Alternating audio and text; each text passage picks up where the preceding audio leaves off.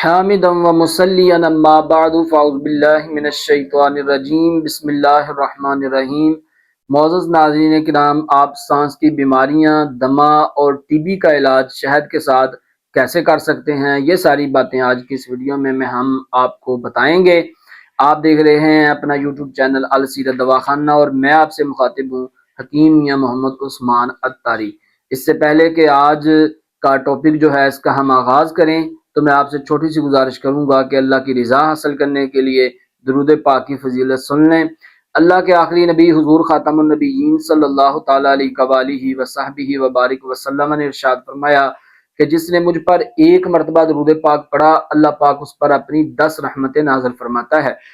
تو جلدی کیجئے، آپ بھی پڑھ لیجئے، صلو علی الحبیب صلی اللہ تعالیٰ علی محمد صلی اللہ تعالیٰ علیہ وآلہ وصحبہ وبارک وسلم۔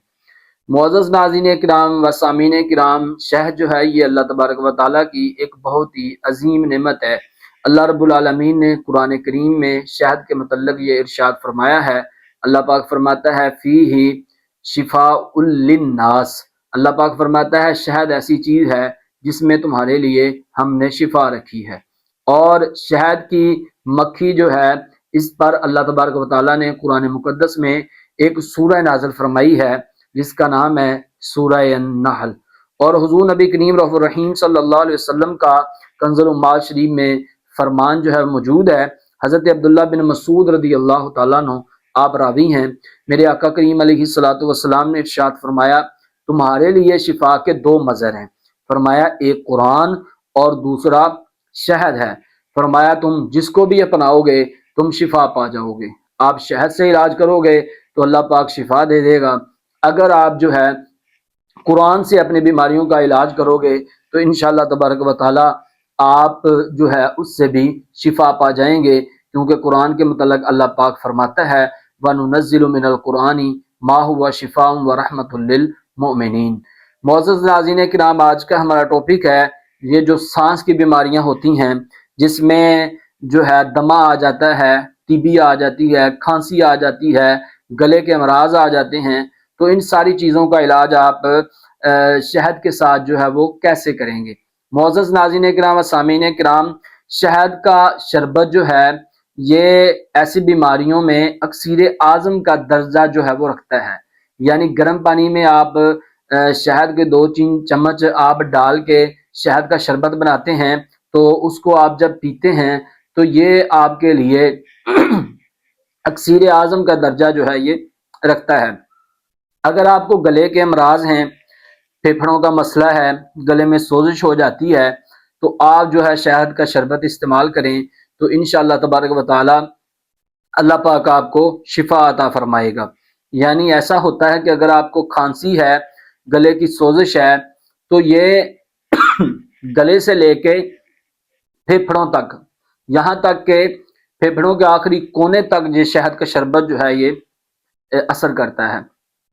پرانے سے پرانا نزلہ زکام، انفلوئنزا کا وائرس یعنی دائمی نزلہ زکام جو آج کل ڈاکٹر حضرات کہتے ہیں کہ یہ لا علاج بیماریوں میں سے ہے، اس کا کوئی حل نہیں ہے، تو آپ شہد کا شربت ان مریضوں کو پلائیں۔ ہم نے تجربہ کیا ہے، آپ 2-3 دن پلائیں گے تو انشاءاللہ تبارک و تعالی مریض کو فائدہ ہو جائے گا۔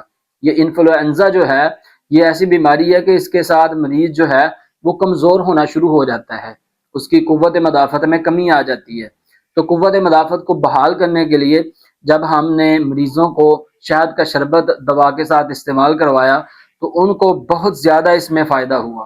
پھر وہ مریض جو دمے کے مریض ہیں، ان کو دمے کے مریضوں کو جو ہے آپ شہد کا شربت جو ہے وہ استعمال کروائیں تو انشاءاللہ تبارک و تعالی ان کو جو ہے بہت زیادہ فائدہ ہوگا۔ جن کے پھیپھڑوں سے بلغم کا اخراج ہی نہیں ہوتا، بلغم ہی نہیں نکلتی، تو آپ شہد کا شربت یوز کروائیں تو انشاءاللہ تبارک و تعالی آپ کو بہت زیادہ فائدہ ہوگا۔ ہمارے نبی محترم صلی اللہ علیہ وآلہ وسلم نے ٹی بی کا علاج شہد کے ساتھ کیسے کیا وہ بھی میں آپ کو بتاتا ہوں۔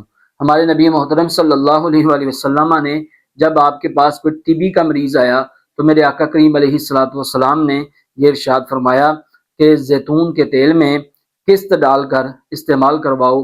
تو جب صحابہ کرام علیہ رضوان نے ٹی بی کے مریض کو قسط جو ہے یہ ایک جڑی بوٹی ہے، اس کو زیتون کے تیل میں ڈال کے استعمال کروایا گیا تو بہت زیادہ فائدہ ہوا۔ اور اگر آپ اس میں 2-3 چمچ شہد کے ڈال لیں، قسط ڈال لیں، اور اس کے ساتھ آپ زیتون کا آئل جو ہے وہ ڈال کر اس کی آپ مجون بنا لیں۔ آپ اس طرح کر لیں کہ آپ جو ہے 50 گرام جو ہے آپ قسط لے لیں، اور اس میں جو ہے آپ 50 گرام زیتون کا آئل استعمال کر لیں، 100 گرام جو ہے آپ اس میں شہد استعمال کر لیں، تو اس کی آپ ایک مجون بنا لیں۔